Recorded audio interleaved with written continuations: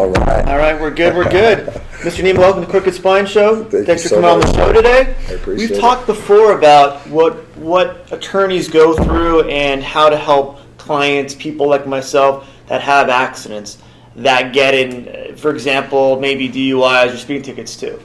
We need people to help us understand, because I'm a chiropractor, Sure. I'm a family person, I don't do legal stuff.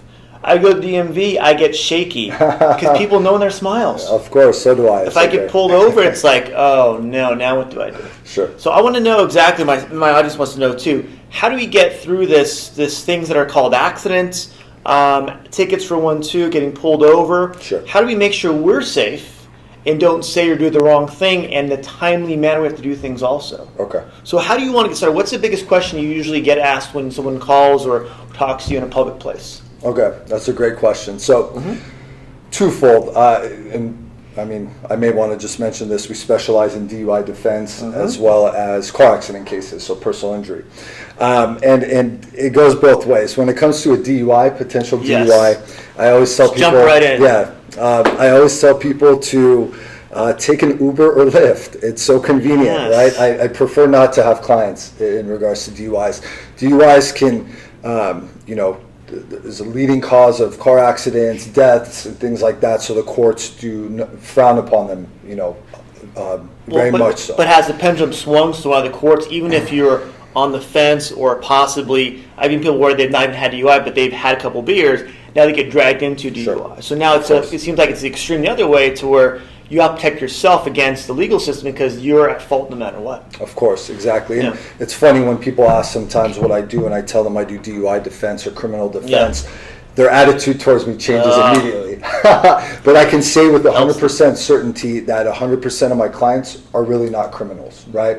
It's someone like myself or yourself who, went out for date night like you have been doing for the past 10, 15 years. You had a couple glasses of wine, and guess what? Someone may have even rear-ended you, right? Exactly. That's what caused the police to come out, and they're going to do a field sobriety test, and you may get stuck with the DUI, right? So a lot of my clients are first-time offenders. They're not criminals. They simply made a mistake. Exactly. Okay? But they're human, right? Of course. Human, and sometimes you may go out and you're not feeling good, so you may take in some medications from a doctor's sense that you didn't know was going to interact with alcohol. Now you're, I'm stuck. What do I do? Absolutely. And that's a good point you brought up. A lot of people don't understand. You can get a DUI with not just alcohol. Marijuana DUIs have become very popular.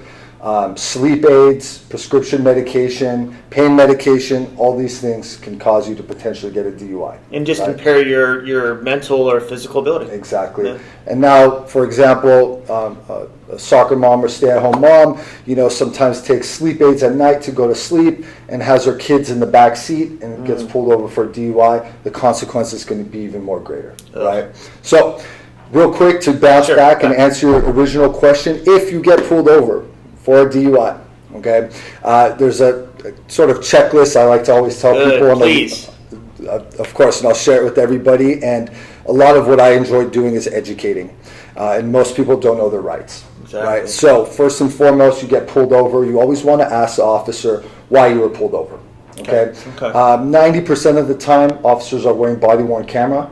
Okay, and audio, so we're able to subpoena and collect that information. Good. So I want to see what the reason was the officer pulled you over. The initial reason. Exactly. Okay. They have to have a valid reason. Okay. They can't just randomly be pulling people over. Got it. Okay. Got it. So you're pulled over now. You ask the officer. He tells you, "Hey, you were speeding." Okay, great. The officer wants to begin questioning you.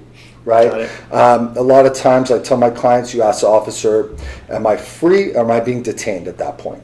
Okay, why? Because they're going to start asking you questions, and before they, as soon as they start asking you questions, a lot of times they'll say, for example, well, where were you coming from? You know what I mean? Okay. Officer, I prefer not to be questioned. I prefer not to discuss my night with you. Yeah. Always be kind and courteous, of course. Of course. And then, am I free to go? Am I being detained? If I'm, are you writing me a ticket? And am I good to go, or what's going on? Yeah. A lot of times they'll say, well, you know what, there's an odor of alcohol, or there's you're swerving. There may be some suspicion of a DUI. If you breathe into this device, which is called a preliminary alcohol screening device, or PAS, and you blow below the limit, we're going to let you go. Okay. Now you have to understand. Because this is kind of a trappage. Of course. So, Per se. and don't get me wrong, one of my best friends, his entire family are police officers. My father's a volunteer sheriff, San Bernardino County, so I have nothing against them. Yeah. But their job is to investigate, to befriend you, and gather information, okay? And your job is to not make their lives any easier. Well, the problem is Okay. we're human, right? So we do our daily job. We're not trained how to, if you want to call it, self-inflict guilt on ourselves. Sure, of course. Or we're naive. We just don't know. Exactly. We're normal, human beings. We feel like if we're honest, we'll be, they'll let us go. 99% of the time, someone will say, you know what, officer, I had a couple beers, but 4 hours ago. Yeah. Well, guess what they're going to put in their police report? Admitted to drinking, right? That's how it's interpreted. Exactly. That's- Okay. So a lot of times, and every time if you can, officer, you know what, I prefer not to discuss my day or night with you. Okay. They're going to say, okay, no problem. If you don't mind breathing into this device or following my pen or finger, and we'll let you go. You know what? I prefer not to do any of those exams. Now, all those tests, which are called field sobriety tests, are all voluntary. Okay? Oh. So don't do them.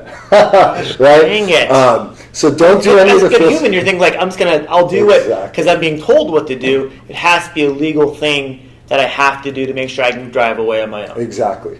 Oh. Now, 90% of my clients I talk to, I go, well, they'll tell me I passed all the field sobriety tests.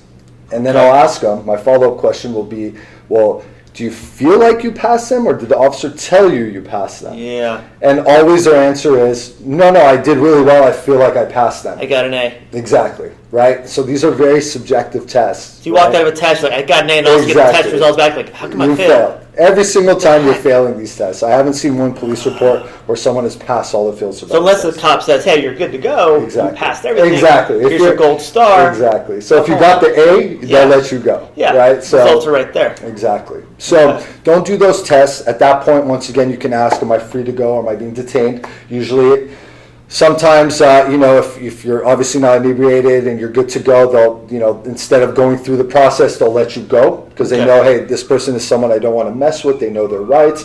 Let's not go down this road. Okay. Well, I think that's their paperwork. That's their time, and their time on their own too. course. Like, okay, Of course. do I want to have a report done, and all of a sudden nothing goes through? Exactly. It makes him or her look Exactly. bad too. Okay. And at that point, they have no evidence against you yet, Oh. right? You haven't discussed your day with them. You haven't told them about Easy. any drinking patterns. Yeah. You haven't done any voluntary field sobriety Yeah. tests, so they have nothing against you at that point, right? That upsets me because I would think that those tests are required again to just let go, Of course, to prove that you're innocent. exactly. Now, at that point, if you're being detained, they're going to read you certain admonishments or your rights that you have to submit to either a blood alcohol test, or a blood test, Blood test, okay. or a breathalyzer test to Got it. So determine at your blood that point, alcohol. so they At that have to detain you, Exactly. and then you have to do that. Exactly. Okay. And they have to read you those admonishments. So everybody on their driver's license, there's almost like a contract. Okay. If you're getting a driver's license, Yeah. then you're agreeing to submit to one of these tests. Got If it. not, If they're- you've been detained. if you've been detained Okay. under Just wanna make suspicion of a sure. DUI, Oh, these right? notes I've taken in my No, head. of course. And then if you do not, then automatically the DMV will suspend your license for a year. If you Doesn't do matter. not do those tests. Exactly. Okay. So we've had some cases, client refuses everything. At the end of the process, what they end up doing is they get a warrant that night, and they end up pulling your blood no matter what. Okay. So you end So up you're giving it detained. anyways. Yes. And you're giving blood no matter what. No matter what. Yeah. Okay. Sometimes they literally tie you down. Okay, and take your blood. That okay? sounds like torture. It's not fun. Let's Yeah. just put it that way. Yeah. Now, the blood alcohol results come back and it's 0. So the court drops the case. So there's no case. But DMV will still suspend your license for a year because you refused. wow. Right? So one of the most troubling things as defense attorneys, criminal defense attorney, is dealing with the DMV and the court separately. Got it. Okay? Now, the best scenario for us when we get a case is they didn't do any of those tests. They didn't talk to the officer. They did either the blood or breath at the end of the Yeah, process. yeah. But now we have one piece of evidence to fight Okay. instead of a plethora of things. Yeah. Okay? Yeah. So best advice, and I hate to say this, but you need to STF you. And if you don't know what that means, you can look it up. What is it? STF? STFU. Okay. I won't mention it. I won't mention it. But just shut up. Yeah. You want to shut up. Yeah, just stay quiet. Stay If you say quiet. nothing, you're better than than doing even anything at all. Exactly. Okay. Exactly. Okay. Now, a lot of times clients also ask, I was never read my Miranda rights, before they started investigating. Yeah. Well, the fact of the matter is they don't have to because it's a preliminary investigation. Okay. Until you're detained, then at that point they have to read you your rights, right? And at that point you can stay silent and request to talk to an attorney. Most of the time they're going to keep you for a few hours and then let you out. Okay. Even with a DUI. Even with the DUI. Even if they consider you blood alcohol level or breathalyzers above normal, of course, they'll still let you go. Absolutely. Now, also depends on the circumstance. If their blood alcohol content is way over the top, if there was an accident involved, people were injured, sometimes they'll set bail amounts of very high amounts because of injuries. It may turn into a felony DUI. Something that people don't understand is even if you cause injury to yourself, you can still get hit with the felony DUI. So if you're drinking and you end up hitting a post or something randomly yourself and you get injured and the ambulance come, well, guess what? They're probably going to hit you with the felony. How the heck? Okay, I guess that's how any bodily injury, usually it's great bodily injury, will lead to a potential felony. But at that point, they're looking at you as a danger to society, right? That post could have been a person or pedestrian crossing the street. Keep you perceived that way. Of course, or another vehicle, right? So in regards to DUIs, those are the kind of the best things to do. And just to walk through this before we go to the next topic too, is you don't want to say a word or respectfully decline any type of testing things that until you've been detained. Yes. And once you're detained, then legally they can have you do a breathalyzer or a blood test. Yes. Should they read the Miranda rights before that then? Yes, so at that point they'll read you your admonishments, which are some of your rights and as well as your admonishments specifically focus on the law related to refusing a breathalyzer or a blood test in regards to getting your license suspended. They have to properly read you that. We've had cases where the cop will kind of brush over it and not really get into the details. At that point, we're able to beat it as well. That's why the audio video footage is very important. On both sides. On both sides. It basically helps clear the air of what was said, what wasn't said. So there's not, I said this, you said this. Exactly. It's on video. Exactly. Okay. So, good. And, well, it just lets people know, hey, look, I made a mistake.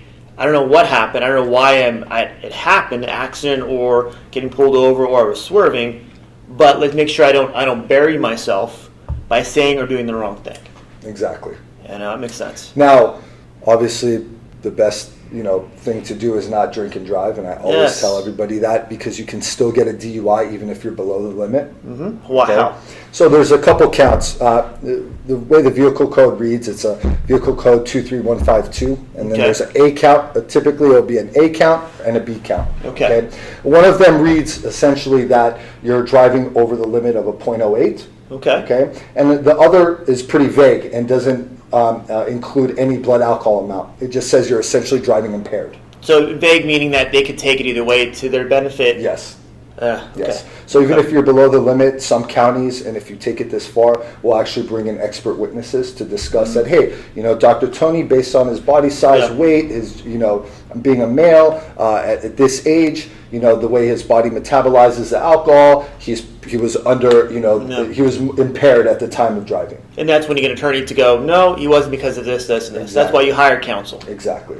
So a lot of times, even with the first DUI, you are facing jail time. Okay.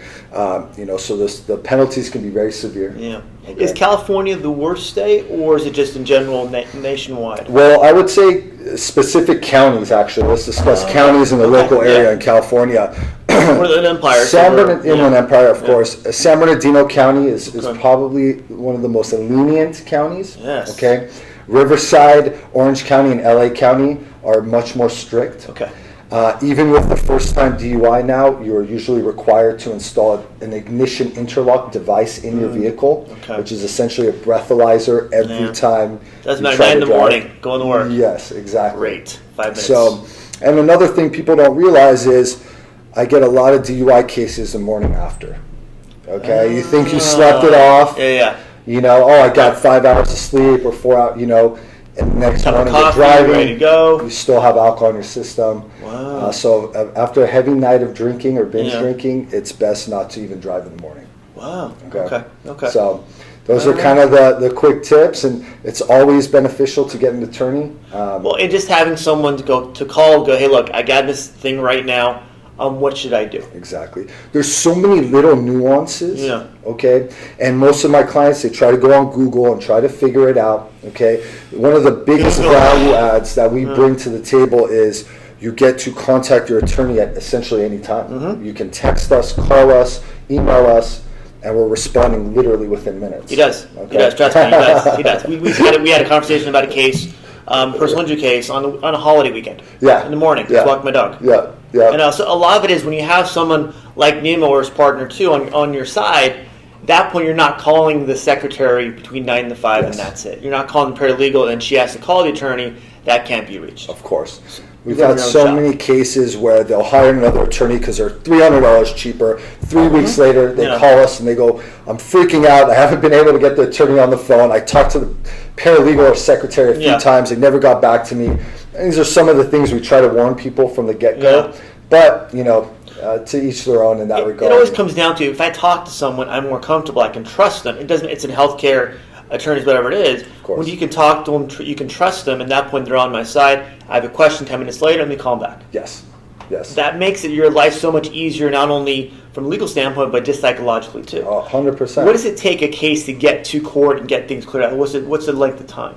Sure, and that's a great question. So I try to have a couple. No, this is great. So most other firms, and what I've seen, unfortunately, they try and settle your case as soon as possible. Why? Okay. Now, I'll explain. And they sell that point.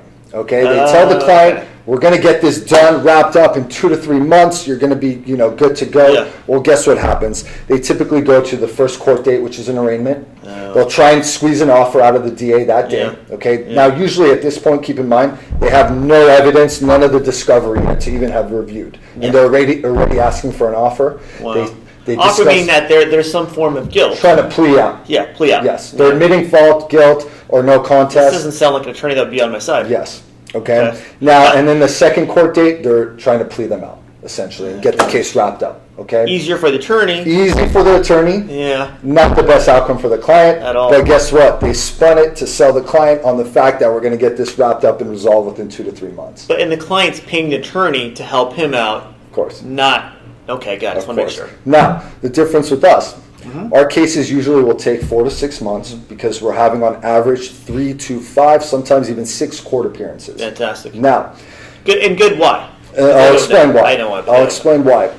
A lot of the process in most criminal defense firms don't even subpoena for the audio video footage, officer certification, calibration logs and things like that that are necessary to truly evaluate the case. They don't spend the time going through the audio and video footage minute by minute, taking notes to see what was said and what wasn't said, to see if there's any way we could possibly get this dismissed. Okay. Now, just that process of gathering the evidence takes a month or 2 on its own, depending on about how many hours of work. Yes, this is just getting it from the arresting agency, them putting it together and sending it over to you. And transcript and listening to it and everything else too. That's hours. Yeah. Hours. Now, a lot of times, and this comes down to like negotiation tactics, you're sitting there with the prosecutor or the DA. They have hundreds of cases. They want to get your case wrapped up. They're like, this guy is taking 10 minutes of my time. Please. So you squeeze them.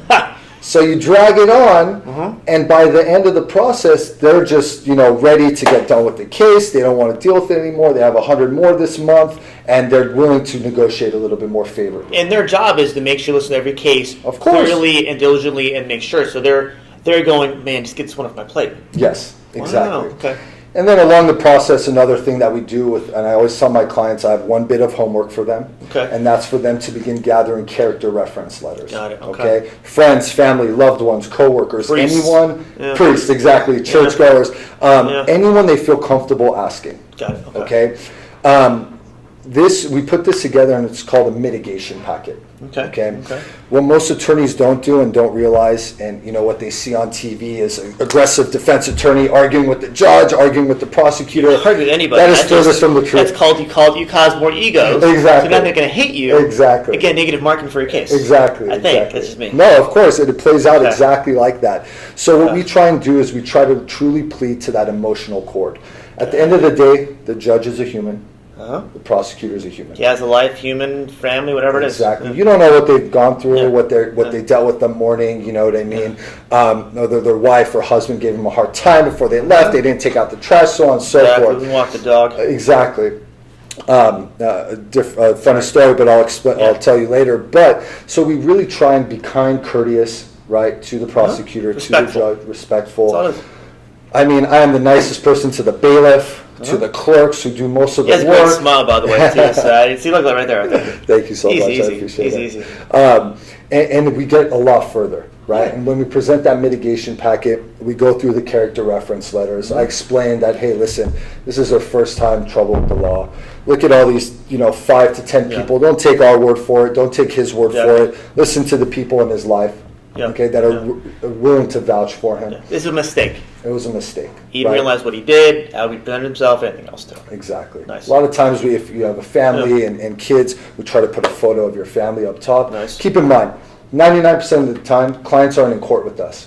We're painting the picture. Makes my life makes not my life. It makes their life easier. They're not doing my life, but makes their life going, okay, now I can worry about it over here, let them do their job. If I'm in court, I'm going to be sweating my head off. At that point, it's going to be too emotionally stressful. Exactly. It's very nerve-wracking. It can... Unless you've never done it before. Exactly. Most haven't, right? I always tell them, focus on your life, your work, your future, your family. Let us take that stress off your shoulders. That's worth more than going to a lowball attorney to go and, hey, I will take care of your case. Of course. If I could live my own... If I had a situation like this, hypothetically speaking, I would live my own life. Worry about that. At that point, let Nima and his partner do their thing. Exactly, and that's the hope, right? Along with the fact that we stay in touch with them, we keep them in the loop along the way. Most people don't have a savings set aside in case they get in trouble with the law, so we work with them. My plan. My financial plan doesn't talk about that. Exactly, right? So we work out a lot of payment plans with our clients, make it something affordable for them. And we really pride ourselves in doing a good job. What's the ROI? If you help someone out, they're not going to have any jail time. Permanent record may be an issue. They may get either legally suspended from their job, or if they have ethical issues too, and at that point it can affect their whole life, not even their family life. Absolutely. There's so many things that could come along with having something like that on your background. Now, if we end up pleading you out, right? If we end up not being able to dismiss the case, we still mitigate it down to the lowest possible denominator, make sure you don't have jail, make sure your fines and fees are reduced as much as possible, make sure you're not doing additional courses that are required, making sure that freeways, whatever exactly, it is right? Okay. So once that's all said and done, and if we're pleading you out still, after about a year and a half, you're on what's called summary probation, which is an informal probation. You're not seeing a probation officer. It essentially means stay out of trouble for 3 years. Okay. Be nice. Right. Exactly. Yeah. So after about a year and a half of good probation terms, come see us again. We file a motion for early termination of probation. Nice. Okay. So we get you off probation early. Yeah. And then we file a motion for expungement. What's expungement? To get it, what it essentially means is to get it off your record. Okay, kind of sealing the deal. Yeah. So granted, if you're trying to get a job with the FBI, they'll still be able to see it. Okay, but any typical normal job or anything like that, it will not show up on your background. Nice. So even a year and a half in, we can do those things. Well, think about your subconscious. Like, okay, if I apply for another job, will they find out or not? You're allowing the clarity of mind to not deal with that stress. Yes. Wow, exactly. Didn't know that. Yeah. So hopefully I never have to know that, but now no, of course, it's one of those unfortunate things, and I knock on wood, no one has to deal with it or go through it. Staying in jail for a few hours even can be very psychologically, psychologically affect you, especially if you've never dealt with it before. Well, I just look at California as being more the example state too, where some people have told me it's gone the other way. Even police officers gone the other way to where now it's you're almost just said guilty. So now they found ways to make even people more guilty in a sense. So it's harder to fight. So by knowing things to do prep wise, who to call, what to do right away, your first aid kit per se, if something happens, even if you're not in the wrong, you want to make sure you don't burn your own self too. Exactly. Same thing. And one of the biggest things I should just mention is as soon as you're arrested, you have usually within 10 days to schedule a DMV hearing. Okay. If not, you're essentially forfeiting your license. Okay. And it'll automatically be suspended. Wow. Okay, so it's really crucial you get in touch with us or a defense attorney or a criminal defense attorney right away, so they can obviously guide you, give you advice, information, or whatever that can be helpful. And just knowing, just watch this video too. It's this 9% I had no idea. Yeah. You know, and I would have gone like, yeah, officer, I was at my friend's house. Yep. I had a beer a couple hours ago. I apologize. Blah blah blah. Yep. I'll take your breathalyzer just to prove that. Sure. And like, oh, it came out positive. Dang. Now what do I do? Yep. Yep. You know, so you want, like you said, the human nature is to be nice first. Yes. And all of a sudden you're just hanging yourself. Of course. And that could be a perfect kind of leeway into personal injury. Of course. Because a lot of times, Yes. you know, someone rear ends you and you're just a nice, normal, ethical, moral person. Going to work, and take you care of run family. out of the car and you go check on the person that just hit you and you say, I'm sorry, is everything okay? Well, that can be misconstrued as you admitting to fault for the accident. It's your human Apologizing. nature again kicking in. Human is nature crazy. kicking in. Yeah. You know, I saw an accident off the campus and Colonies Parkway one time where a Mustang was coming down, the car was turning left and the light turned yellow. So as the car turned, it was like chips. They smashed each other. Sure. And the guy, like you said, the Mustang, he came out on fire, Yeah. just what the heck happened? Yeah. It's my new car. I just pulled off the lot. Other guy's kind of apologizing. So I sat them both down, Sure. both kids. Sure. Hey, sit over there, let's wait for the cops to come up. Sure. Because once adrenaline kicks in, Yes. you don't know what's going to happen. Yep. It's hard to control your emotions at that point and body. Absolutely. Yeah. Absolutely. Yeah. 100% of the time. And I'm sure you may be able to vouch for this. So many clients will contact me the day of and they'll say, you know what? Yeah, the accident, car accident, correct? Yeah, Okay. the car accident. And say, you know what? I'm okay. You know, I don't really, Feel good. a funny thing, a friend of mine who ended up being my client, car was totaled. He was rendered unconscious. He had laceration on his forehead. Is calling me, telling me that he's okay. And I'm like, buddy, have you seen the photos of your vehicle? You're unconscious. You're rushed to the ambulance to the ER. But sure enough, a few days later, calls me, man, my back hurts, my neck hurts, this hurts, that hurts. Why do you think that happens? Well, I mean, I'm not a you don't have medical to use practitioner, common but sense. to me, it's that adrenaline. Right? Adrenaline kicks in. Adrenaline kicks blocks in. pain. Yes. It It's blocks that pain. fight or flight. It can take days, even sometimes even weeks of wearing itself off. And the internal damage to your body can sometimes take that long. Even I've heard of people 2 months later having problems. Yes. Along with sleeping issues because of the adrenaline. That's one of my questions I ask my patients is how are you sleeping now after the accident? Yes. Are you sleeping to where you get a full night's sleep, or did you have to get it before? Sure. And or how do you wake up? Do you wake up tired, exhausted, fatigued? That's adrenaline dump as long as adrenaline kicks into. Sure. You know, there's a bunch of questions you can ask, but from the accident case, what do you want people to, like a DUI, for example, want to go through a step process? Okay, I was in an accident, either two scenarios, I'm at fault or not at fault. How does that work? How do you play that out? If they're at fault, don't call me. No, I'm just kidding. If you're at fault for an accident, of course, and it goes both ways. I always recommend, and first and foremost, is document as much as you can. Yes. Nowadays, with cell phone cameras, there really isn't an excuse. Take pictures of your own vehicle. Take pictures of the other vehicle. A lot of newer cars, a lot of SUVs, for example, newer SUVs, the property damage on your own vehicle that was rear-ended will be very minimal, sometimes even scratches. Yes. And then you take a picture of the other car, and the entire front end is crushed in. Smashed. Right? A lot of times, as a plaintiff's personal injury attorney, now I'm switching gears. Yep. We're not on the defense side anymore, we're on the plaintiff side.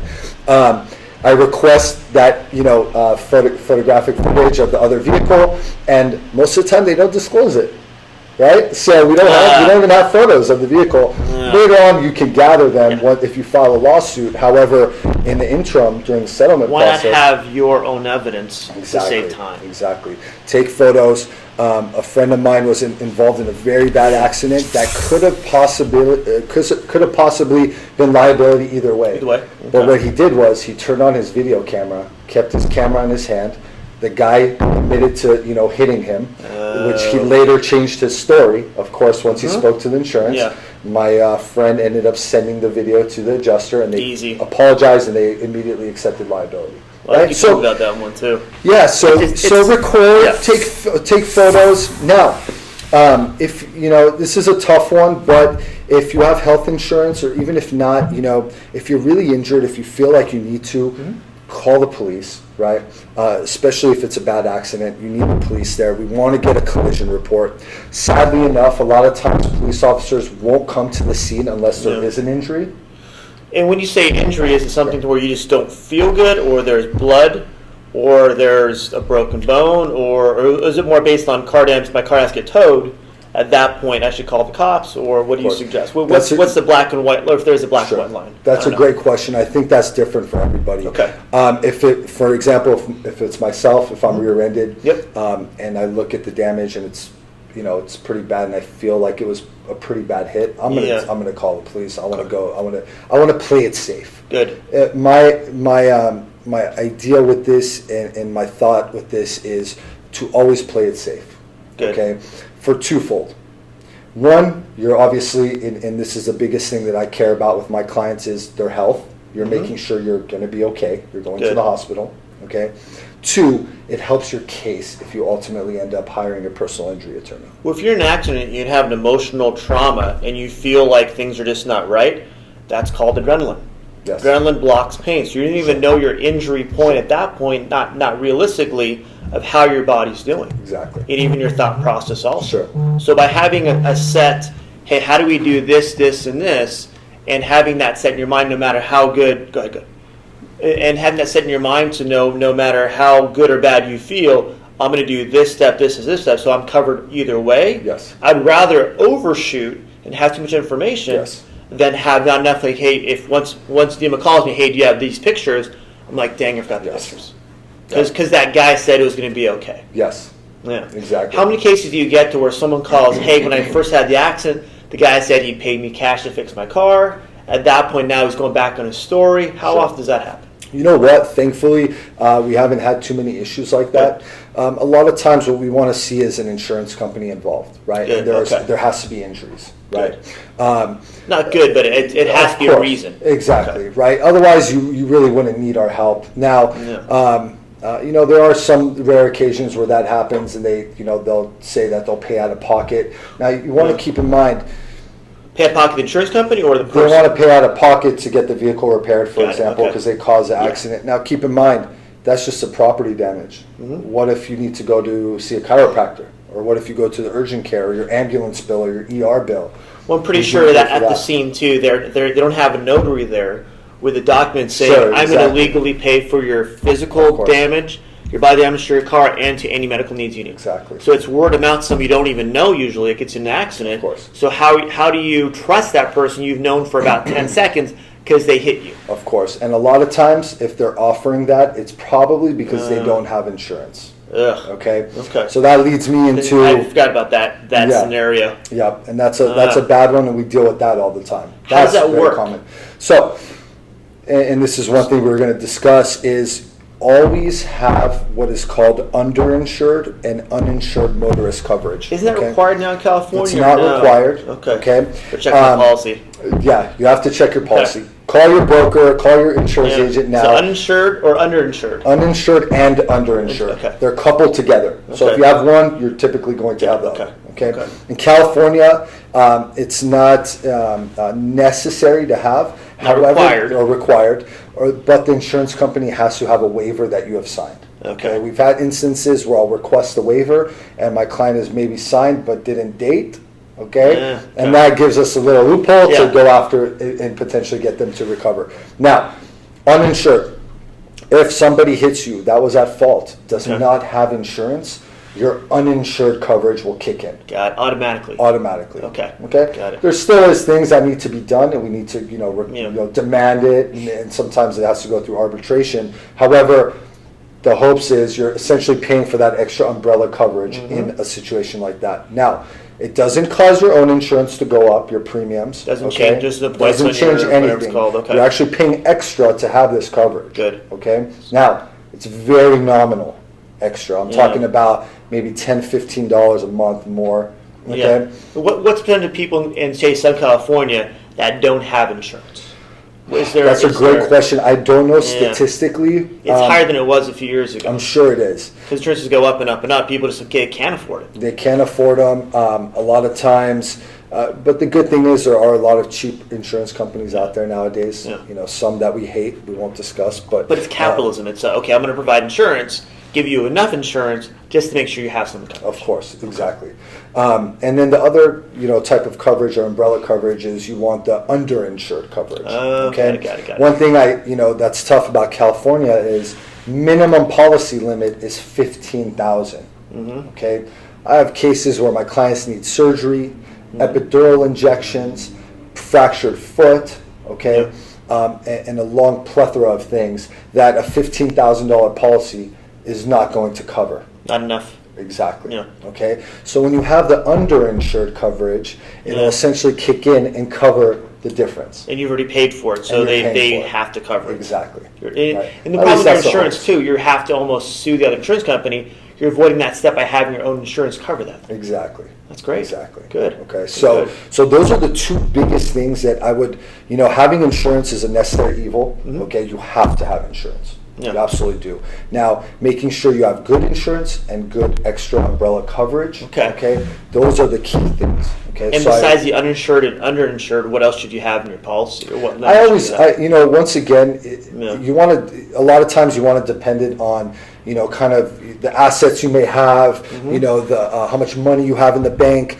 If you're a potentially wealthy person or someone that owns a home, or Yeah. So not a chiropractor. Got it. Yeah. Understand. I get that, Right. I'm pretty sure you don't live in an apartment complex. No, not right now. There you go. The previous we all did, I'm sure. Yeah, of course. I still do. Well, that's the thing. You may be, and that's a good point too. You may be at a part of your life where you're a student. You're trying to get by. Sure. What do you need? And then you get married. Now you have kids. Now you have higher risk. Well, how much insurance do you have? You may have one car versus two cars. Sure. You may have kid drivers like I do. Sure. Teenage drivers. So you have to look at the whole thing and figure out your variables and what's your risk value, I would assume, and even how far you drive, what areas you drive into. Yep. So when you do all the math, what's your risk of being an accident and how much coverage do you need? Because people in some areas may not have insurance. They don't even have a driver's license. Yep. So you have to be careful of protecting, having, in my sense, enough insurance. So even if it's not myself, it's my wife or my kids getting an accident. Yes. They may, God forbid, kill someone. How are they covered? Sure. Am I covered? Can I cover them to make sure I don't lose everything? Because what happens when you have business too, as you know, at that point they'll come after you personally. Yes. So it's not even your coverages. It's okay. Your coverage was $15,000.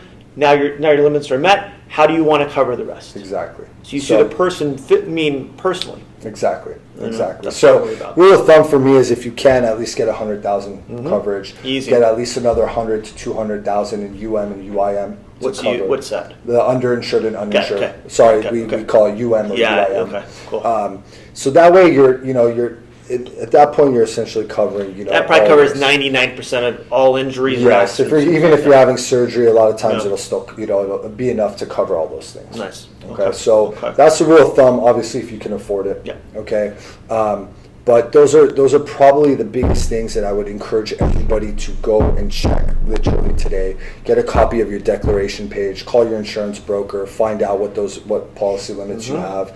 Increase them if you need to. Okay. Based on your income, based on where you are right now. Exactly. How often can you change your policy limits? Oh, you can change them anytime. Tomorrow, right? Yep. Tomorrow, today. So don't wait, people. Don't wait. I mean, I have a case right now where they just purchased a new car on Thursday. They hadn't even transferred the insurance over yet, and he got in an accident on Saturday, totaled the car. Yeah. You know what I mean? So it happens. It happens. It's an accident. I didn't intentionally total my car. Yeah. It's an accident. It happens. And when you're in an accident, what's the first thing you should do if you're being hit to make sure, again, you don't legally burn yourself? Sure, that's a great question. I mean, it's as sad as it sounds. Don't apologize. Or if you were hit too. I mean, of course, if you were hit, it's funny. Things can be misconstrued, which is sad and unfortunate. But most the biggest thing you can do is obviously if you can take out your camera, maybe start recording. If the other party admits fault, a lot of times rear end collisions are black and white. They don't dispute any, issues there as far as liability goes. But what happens is you need to call an attorney right away.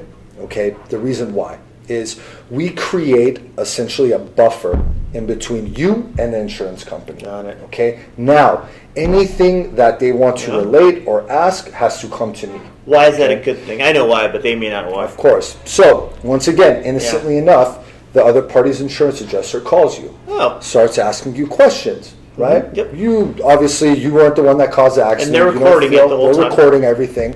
And they'll say, oh, did you have children in the car? Yes, I did. Oh, okay. Did you happen to look over, right before that moment to see if they're okay? Yeah, I actually glanced over. Well, guess what? Now they're going to put in the report that you took your eyes off the road for a couple seconds, right? Or did you happen to, were you listening to the radio at the time of the accident? Yes, I was. Oh, okay. Do you remember what station? Did you happen to change the station at any time? Right? Anything they can possibly to get out of you, to possibly put any amount of fault on you, they will try to do. Wow. Okay, so most of the time, I've seen it happen. So this is not this is not maybe it's going to happen. Yes, exactly. So why do they do that? So here's the thing: insurance companies do a great job at marketing. Mm-hmm. Okay, that they literally they hire influential people, movie stars. The ones right now are comedy too. It's great. They're great commercials. Exactly. So they do a great job at bringing people in. Mm-hmm. These are trillion-dollar companies. Yeah. Okay, when at the end of the day, these companies need to make money. They're shareholder owned, correct? Exactly. Okay. Right.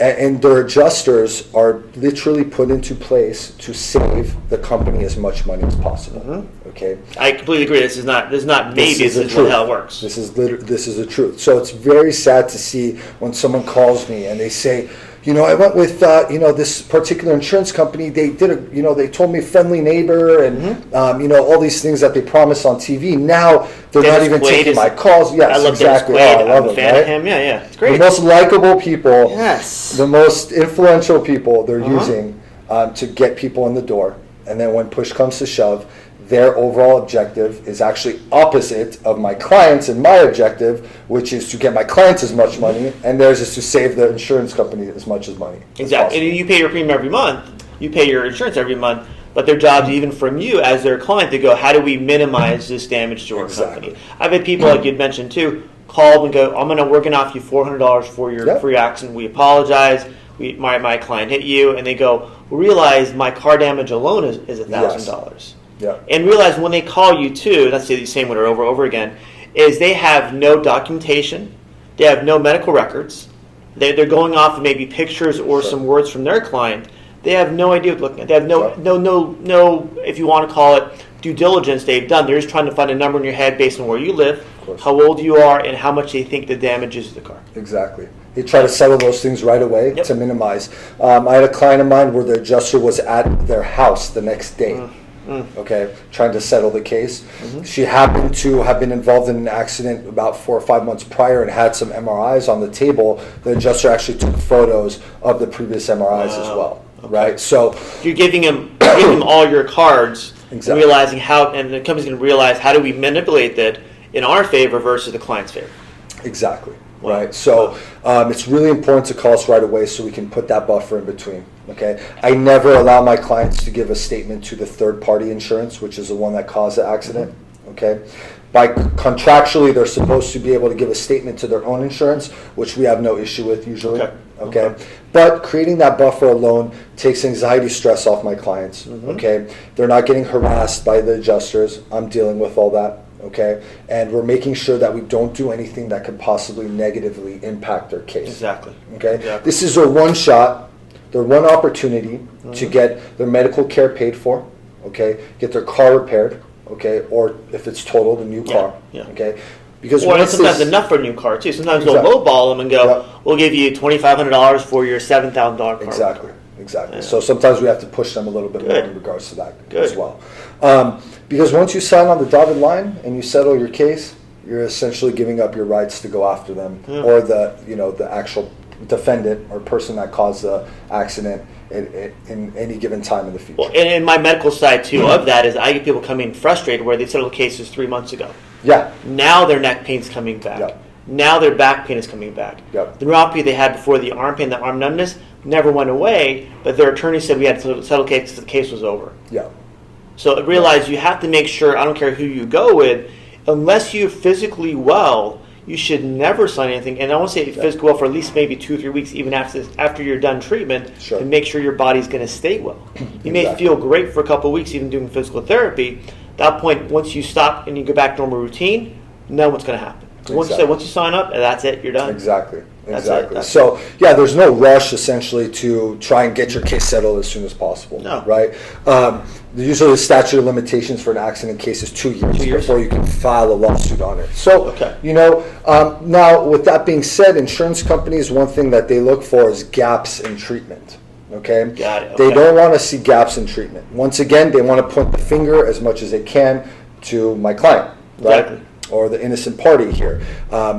And if anytime they see gaps in treatment, their argument is, well, if the person was actually injured, why didn't they go see somebody? Yeah. Right? That's why it's always important to, if you can right away, go to either the ER, urgent care the day of or next day. If you can see your primary care physician that week, you can go see your primary. If not, you come see Dr. Tony or you go see a chiropractor. Well, any type of medical record that shows you were injured and a report showing something, even if it's nothing going on, now you have a reason why, because like you'd mentioned, if you're in an accident on a Monday and you waited 2 weeks to see someone, you could have been another accident, could have another injury. Why do you take so long? Any reason why they shouldn't pay the bill. Exactly. So getting that next day or a couple of days later, maximum, that medical report from whoever health professional you can get it from is going to be your key. Absolutely. Just something. Very important. Yep. Now, one of the most frustrating things is when you go to an ER, usually their goal is to get you out of the ER. Yeah. Right? So sometimes you're not bleeding, you're nothing's broken. Yeah. Sorry. So they'll do like a CAT scan, sometimes x-rays and things like that. No broken bones, no brain bleeding and things like that. So they'll release you. Now, it's still very important to continue getting care and treatment that you need, because a lot of times what we deal with are called mild traumatic brain injuries or concussions, which can be caused by even low impact accidents. Well, based on someone's previous injuries, based on the car weight for 1, 2 yours versus there's about 7 different variables you can look into that can affect that. Even though it is, like I said, more of a fender bender, that can cause injuries. You hitting another car after you've been hit, so that triple impact aspect too. So you don't know. So why not make sure you're covered, make sure you do your diligence to make sure your health is good from an outside person, not just yourself. Exactly, of course. Yeah. One of the biggest questions or the first questions I ask my clients is, did you hit your head? Most of the time they say no. And then I move forward by explaining to them, after you're rear-ended, usually your head hits the headrest first. Yes. Do you remember that? Oh, well, yes, now that you mention it, I don't think about that perception. Exactly. And then I follow up with, are you having headaches? Are you having problems sleeping? And things like that, right? And a lot of times, not always, of course, but sometimes they are, right? Look at their overall life. Is their life been affected by the accident? Besides the car damage and that day, whatever it is. But has their life changed or health changed because of that? Absolutely. There's a lot of times, as attorneys, we call these invisible injuries, right? Yep. Even later down the road, if they get an MRI, sometimes the MRI won't even show anything. Yeah. Right? And then, but sometimes it does. And sometimes it does, of course, absolutely. Yeah. And then, going back to your point, asking those more deep, detailed questions, sometimes interviewing family members, right? Yep. Sometimes someone with an MTBI or mild concussion doesn't even know that, what's going on. They may have fogginess and things like that, maybe a little bit more irritable, stressed out a little bit easier, a little more forgetful, and they don't even notice it. Exactly. Until you talk to the spouse and they say, Kimberly has been mismatching her socks the past few months. She's short-tempered. She's, you talk to the kids and they go, Mom isn't the same. She's, yells at me, more frequently than she used to, right? So all these things need to come into play. We can talk about also medications too. Are they taking something, even if they went to the ER, right? The ER is not going to ask you these family questions. No. They want to get you in and out. No. So even your medical doctor comes too. So are you taking medications? Usually people say no. You ask them, are you taking anything over the counter? Sure. Yes, I am. Yep. People don't realize that's the same thing, just different dosage. Sure. So if you start taking medications after an accident and it's not your normal routine, Advil. What are you doing? People don't think about it. They don't think about that. Right. I take it because I might be sore because I was sore yesterday. Sure. I stopped playing sports. I stopped working out or stopped working out less. So those lifestyle changes are important not only for your case, but also for your own health. So, like you mentioned before too, you get 100%. Exactly. Do you talk to your patient about scar tissue, how scar tissue works? No, if you don't mind, can you elaborate a little Just bit on that? a quick thing that I did Sure. a seminar on one time. You have scar tissue start building up after a knee injury within 24 hours. Okay. So the longer you wait to get seen from just a minor, even sprain strain, that scar tissue acts like glue to lock things up. I see. So the longer you wait, the more it takes to get that out of there. I see. And scar tissue, as things lock up, they allow less joint motion. That makes the ligaments want to calcify, causing arthritis down the line. I see. So can you cause permanent damage and arthritis from an accident? Yes, over time. If you don't get the proper and timely treatment, if you have injuries, again, being diagnosed off an X-ray, MRI, CT, whatever you want to use, to make sure you get the right care. Sure. And the right long-term permanent care so the injury goes away, doesn't flare up down the line, or creep up a year later. Of course. From my chiropractic perspective. No, that's perfect. That's what I do. That makes perfect sense. That's what I do. And a lot of what we both do is educating. Mm-hmm. Right?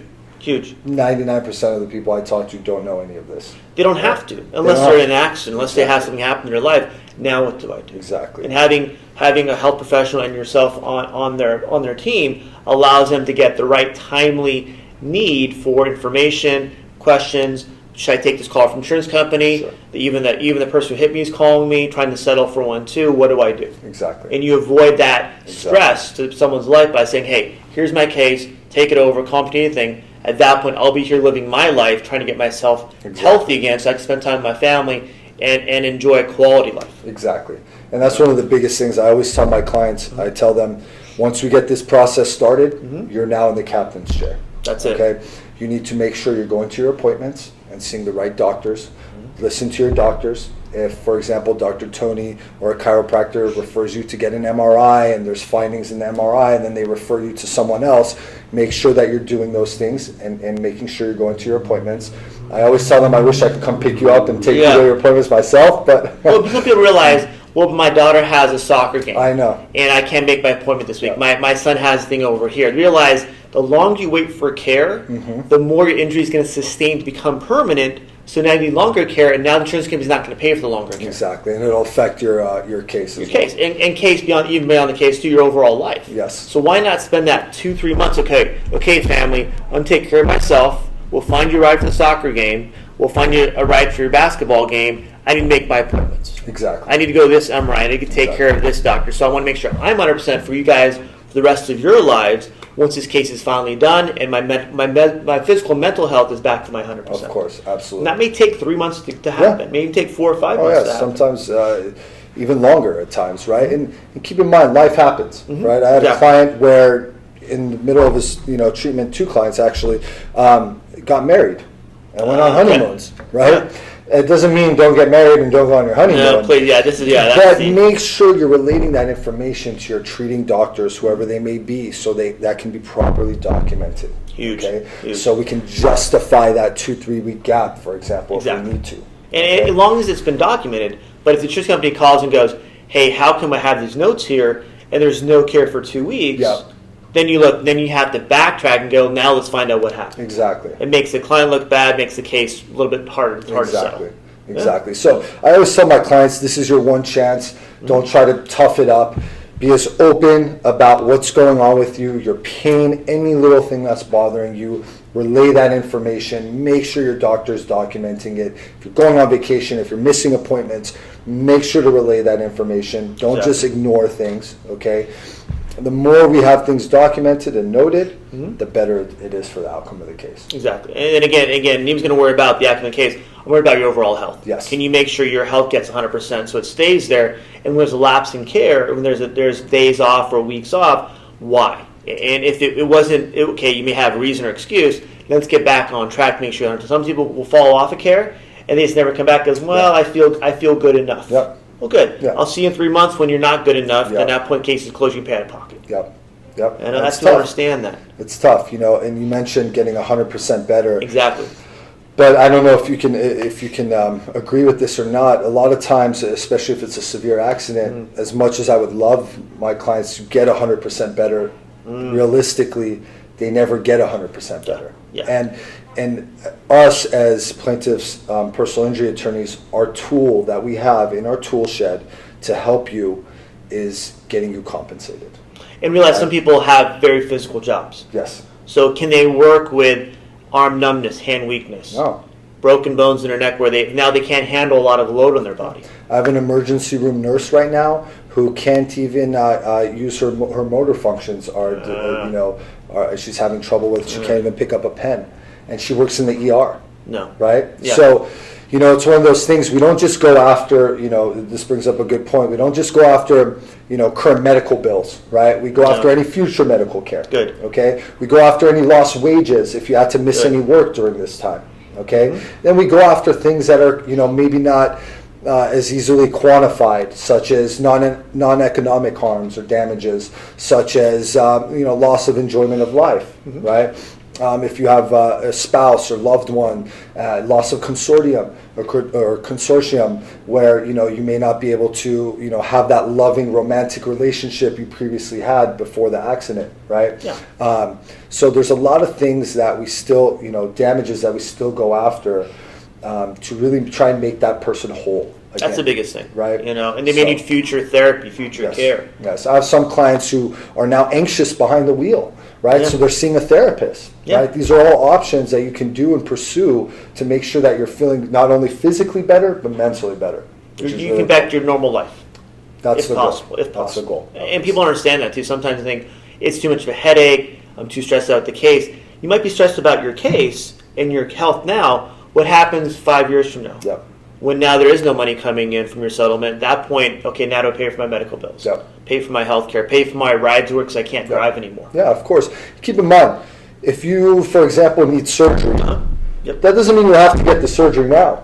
Let's at least get you the money so if you need the surgery in 5 to 10 years from now, you can get the surgery and the therapy and everything else. Exactly. People don't realize the long-term benefits. We keep going back to it. The benefits of having someone represent you so they can explain this to you. It's not just how you feel today. It's how you're going to feel 5 years from now. Exactly. I want you to feel like you were before the accident. Of course. Physically, emotionally, and psychologically. That's our goal. We want to put you in a pre-accident position. Exactly. Right? Yeah. And a lot of times some clients come in and they have a pre-existing injury, right? Okay, talk about that too, So, pre-existing injuries are very important as a treating doctor in Chiro, and for the doctors to also note that information. Yes. Okay? So there's a difference, and you can attest to this, between aggravation or exasperation. Exactly. Right? So, and I'll try to break it down and correct me if I'm wrong. But if we're aggravating an injury, right, in my mind and from what I understand is that the injury was, it was probably non-symptomatic anymore. They had recovered perhaps from that injury, okay? So now this is aggravated or re-aggravated that injury, okay, and brought it back and now it's asymptomatic. And it goes something like that to where, okay, someone had knee surgery. Yes. And they want to go back to playing sports. They're going to have to do some aggravating of the area to get things to break it up and get back to 100%. Sure, exactly. All right, exactly. That's how I would kind of describe that. Sure, no, that's perfect. And then exasperation, which is essentially they are still having some symptoms, right? It may not be, a 10 out of 10 as far as the pain scale goes. It may be a 4 out of 10, but they still are having some issues. And then this, accident, for example, cause it to now become a 6, 7, or 8 out of 10. I've had patients where they've had an accident first of the month, another one a month later. Yep. And they're getting under care for that first accident. They're down to maybe a 3 or 4 pain level wise, maybe getting close to 100%, boom, hit again. Yes. So at that point, how do you separate that? What do you do? So that's a great question. That's why documenting as much as possible is so important. Okay, if for example, all situations. For example, if Dr. Tony's seeing that client and is putting in his reports that this person is getting better, and now by the last visit before his accident, the pain scale is a 2 out of 10, right? And then the accident's caused, and now he's back up at an 8. Well, guess what? It's properly justified and explained. Okay, and that pre-existing injury is not going to affect your case. Okay, there's a theory called the eggshell plaintiff theory. You mentioned that. Okay, which essentially means like Humpty Dumpty sat on a wall, he's cracked shell. Okay, whether you fall from or whether someone injures you, whether you're cracked or not, they have to take you as you were.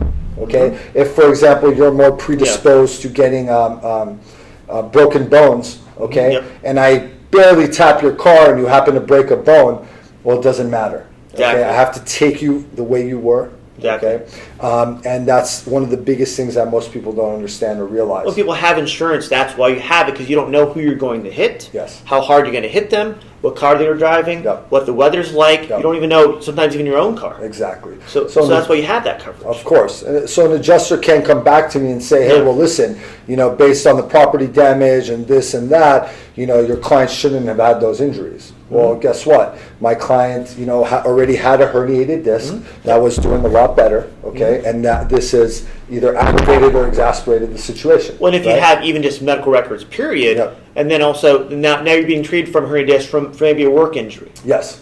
and hit by someone now that person, he may be like in your good shape, Yeah. but they have herniated disc. That enough impact. Yep. Now you have an aggravation, sometimes a re-injury, sometimes a different area injured because of that problem. Absolutely. I have a lot of young clients who have 3, 4, 5 millimeter protrusions in their spine and have virtually no pain. They're young, they're still strong, they work out. But guess what? I mean, and you could attest to this, probably in 5 to 10 or 15 years from now, as their body starts to degenerate a little bit more, they're going to have issues. So, and you make a good point to where you may feel good. Yeah. I don't care how you feel. I want to know what's going on inside. So can you predict to a certain level, our due diligence, that you can have a problem from this, what you have now, getting worse and worse over time, even though it's non-symptomatic, non-pain causing. So at that point, treat that problem so you don't have an issue 5 years, 10 years down the line. Yep. And get that corrected from a medical perspective, so you don't have problems. And again, continue working out, which you work at level like now, and get your bodies to stay healthy based on your overall health, not just the accident, but your overall need to stay healthy. Yep. So when you're in an accident, at that point, your body can recover even faster. Yes. Yeah. That's the goal. Yeah, and I think people understand is that when you're in an accident, there are certain things you look for and you think, okay, I want to take this right away. When we talk about what we talked about today, how do I make sure all steps are covered so my future medical, if I need any, is there to cover me for my health for long term? Absolutely. Me and my family. Absolutely. Because if you're not, if insurance company's going to pay for it, who's going to pay for it? Yeah. You are. A lot of times we look at if it's, for example, the husband and he's the breadwinner in the household, right? Future lost income, right? So, there's a lot of different damages that we make sure that we go after and we recover. Good. Right. Well, things that people would do on their own. Yes. They would just didn't know what to do on their own. They wouldn't, right? Insurance companies want, not cut you off, insurance companies want you to settle with you because they don't want you to hire an attorney that knows all these rules, how it should work. Exactly. And a lot of times they'll even say, don't get an attorney. If you get an attorney, they're going to take a third and you're going to get less money. And if you settle now with us, we're going to give you, $1,000 looks quite appetizing for, somebody sometimes. So it's always, and keep in mind, for example, at least the way we work is you don't have to sign up with us. Yeah. If you simply want to call and ask questions and for me to spend a little bit of time with you just to educate you, to know what to expect moving forward. At the very least, you know what to do in your own case. So let's say 3-4 months, I have a client who called me now 5-6 months later and is trying to settle her own case and is getting super low ball offers, right? But if she did everything I told her correctly, I could take the case at that point. Exactly. You don't have to sign right away. You can at the very end, even before the case closes. Exactly. So, but once again, it's always nice to have that attorney right there that could hold your hand, help you through the process, with good guidance of good, treating doctors and it's so peace of mind.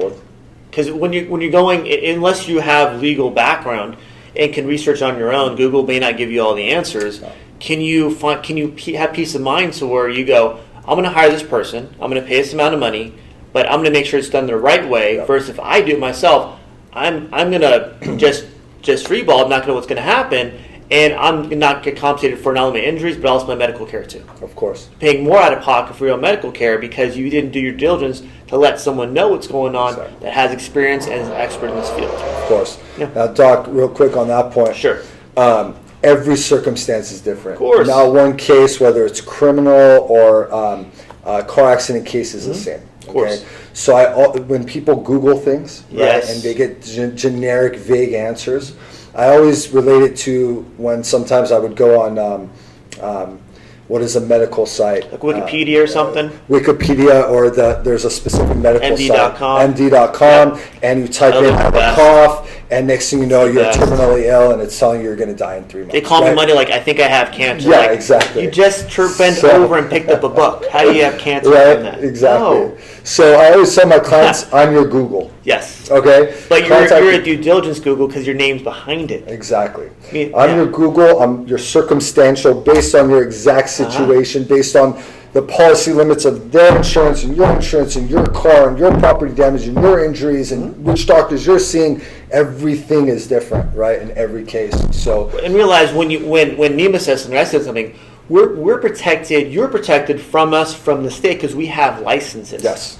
We can't lie to you what's good for your health, good for your case, what you should be doing, because the state's there to protect you from us. So when you look at these ads or on Google too, is there an attorney or a chiropractor, someone behind that ad saying, I believe this to be true, this is my own words. If they do and someone counters that, they can be sued and lose their license. Yep. Or lose we're their morally and ethically held at a much higher standard. Yes, we're supposed to be. We put in ourselves into student loans and schooling to take those to my grave. Go with me. To be where we are now. But I think a lot of when you talk about how do we tell people, how do we help, how do we care for people, maybe on the medical side or legal side, we want to make sure people get 100% by these videos, getting educated to what you should be doing, which I learned a lot myself too. Good. So you understand, okay, how do I protect myself, and when I can't, because I don't know all the legalities or my own health sometimes, how things are going, how do I hire the right person I can trust to make sure they take care of me and my family? Yeah. And my situation, whatever it might be. Absolutely. Yeah. Absolutely. Anything else for your first show, Mr. Nima? No, thank you so much for having me. I really appreciate it. That was fun. I think we went down a couple rabbit holes, but it was good. I think a lot is when someone sees a show again, okay, how do I, and what I do is I put them on YouTube too and break down certain topics on the show notes too, is give yourself ability to find references that are valid and can back themselves up because they're liable for their words, for their actions, what they say and what they do. At that point, that's more credibility for me than someone just saying this or that, not have anything to back it up with. Absolutely. That's just absolutely. All right. Credibility is everything. Huge. So, Anything else for the first show? No, thank you. I mean, if if there's topics that people want to discuss in the future, we should do this as often as we you will. like. As long as we're alive, we'll be back again. There's part 1, 2, 3, 5, whatever it is. That's it. Hope you enjoyed the show, guys. I'm going to put all of Mr. Nima's information for his attorney's office on here. And like I said, he's available 24/7. I've called him like the weekends, talked about cases on holidays. So as long as your phones are on, we'll be available. Absolutely. All right. Thanks for watching, guys. Thank you. Cool. Turn this thing off over here.